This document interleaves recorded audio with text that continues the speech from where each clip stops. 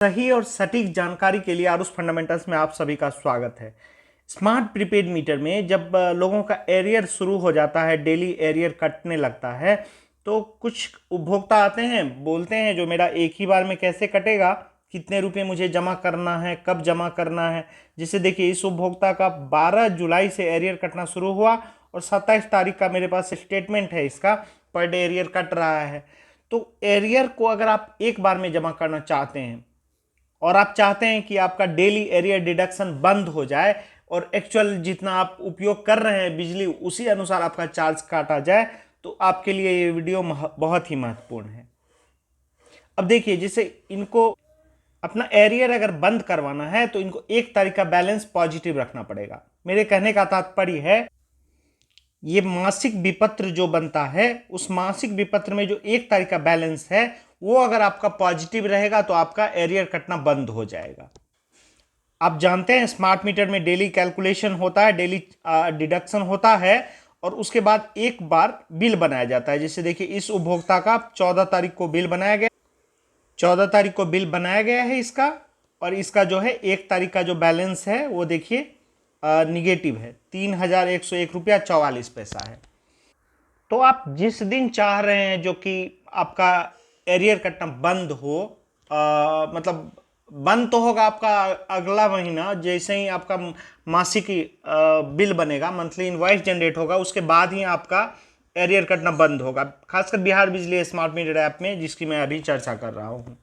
तो 1 तारीख का बैलेंस आपको पॉजिटिव करना है, तो आपको ये देखना होगा, जो ये तो बिल बन गया है, ये तो 1/7 का बैलेंस है ही, तो अब मुझे ये देखना होगा 1/8 का बैलेंस कितना है, या 8वां महीना में अगर आप देख रहे हैं तो आपको ये देखना होगा 1/9 का बैलेंस कितना होने वाला है, जिसको कि आपको पॉजिटिव करना है। तो अब देखिए, आज मैं 30 तारीख को बिल बना रहा हूँ, तो मान लीजिए इसका 20 रुपया पर डे इनका डेली एरियर कट रहा है। तो 30 दिनों में, 30 नहीं 31 दिनों में, क्योंकि जुलाई 31 दिन का महीना होता है, तो 31 दिनों में देखिए ये 620 रुपया इनका एरियर कट जाएगा, क्योंकि 20 रुपया पर डे एरियर कट रहा है। तो इसमें आप 620 रुपया हटा लीजिए। 620 हटाने के बाद क्या होगा, अब देखिए आपका 2481 रुपया 44 पैसा बच रहा है। तो आप हमेशा ध्यान रखिए कि आपका मंथ के एंड में, जैसे 30 31 जो भी महीना है, उसमें आपका कम से कम जो है 2481 से ज़्यादा रुपया रहे, तभी आपका एरियर कटना बंद होगा। और ये भी आपको ध्यान देना पड़ेगा, क्योंकि 1 तारीख का बैलेंस पॉजिटिव रहना चाहिए, तो 1 तारीख का भी बैलेंस कटेगा।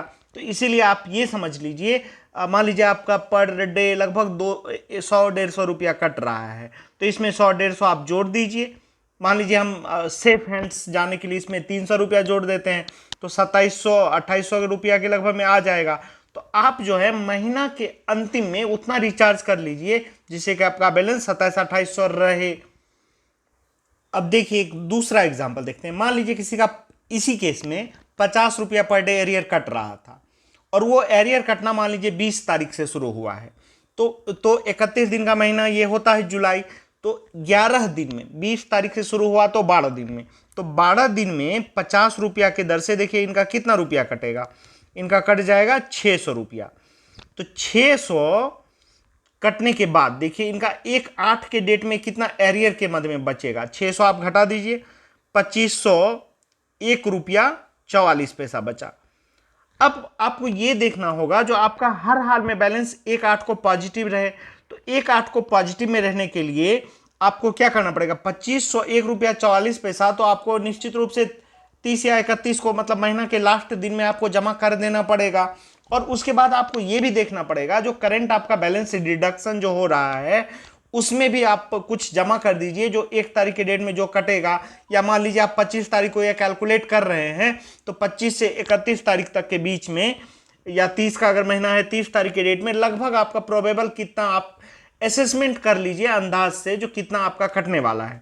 मान लीजिए ये 2500 तो हमको बना के रखना ही है, इसके अलावा हम डेली कैलकुलेशन में 400-500 हम डाल देते हैं, जो मेरा इतना का मैं बिजली उपयोग करूंगा, और उस अनुसार आप रिचार्ज करा दीजिए, जिससे कि 1 तारीख का बैलेंस पॉजिटिव आ जाए। और जैसे ही 1 तारीख का बैलेंस पॉजिटिव आएगा, तो वो कब पता चलेगा, वो पता चलेगा फिर अगला जो मासिक बिल बनेगा। तो अगला मासिक बिल इस केस में देखिए, इस केस में बनेगा अगस्त में, जैसे इनका 14 तारीख को बना है तो अगस्त 14 के ही लगभग में बनेगा।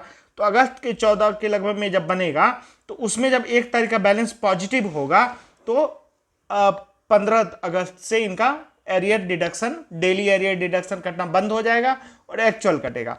अब देखिए 1 तारीख से पहले इसीलिए जमा करना चाहिए क्योंकि 1 तारीख के बाद जो रिचार्ज आप करते हैं उसको हटा के 1 तारीख का प्रीपेड बैलेंस पॉजिटिव है निगेटिव है इस पे एरियर बंद होना या कटना जारी रखना ये डिपेंड करता है, इसीलिए आपको इस अनुसार असेसमेंट करना पड़ेगा।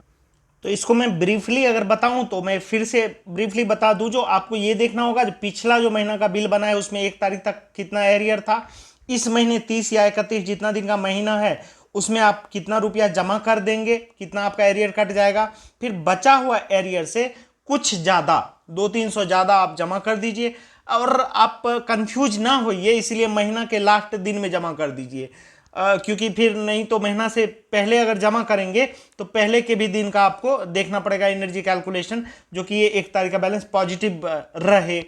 तो इस तरह आप अपना एरियर करना बंद कर सकते हैं। देखने के लिए धन्यवाद। कोई डाउट है तो आप पूछिएगा। धन्यवाद।